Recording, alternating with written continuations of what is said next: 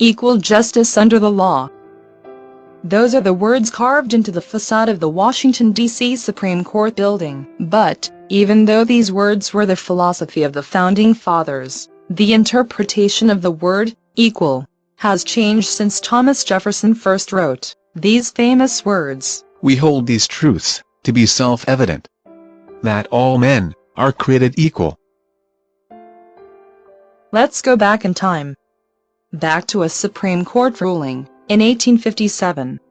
When African Americans, whether freemen or slaves, they were not considered citizens of the United States, and were not afforded all of the rights of citizenship. Back when the Supreme Court was comprised exclusively of white males, and the highest court in the land was led by Chief Justice Roger Taney, the landmark case of Dred Scott v. Sanford aroused such public outrage and tensions between the northern and southern U.S. states, because it flatly stated that people of African descent have no rights which the white man was bound to respect. The Dred Scott decision was a major event on the road to the Civil War.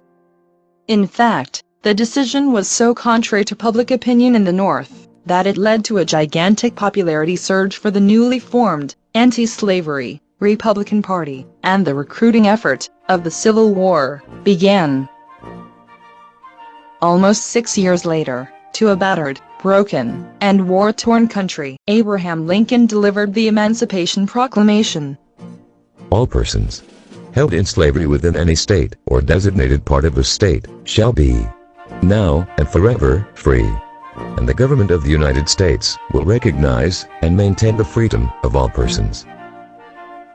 And, although the freeing of the slaves did nothing to reverse the Dred Scott decision, it was the precursor to the passage of the 13th Amendment, and the 13th was a precursor to the 14th, and the 1857 decision became irrelevant with the citizenship clause of the 14th Amendment.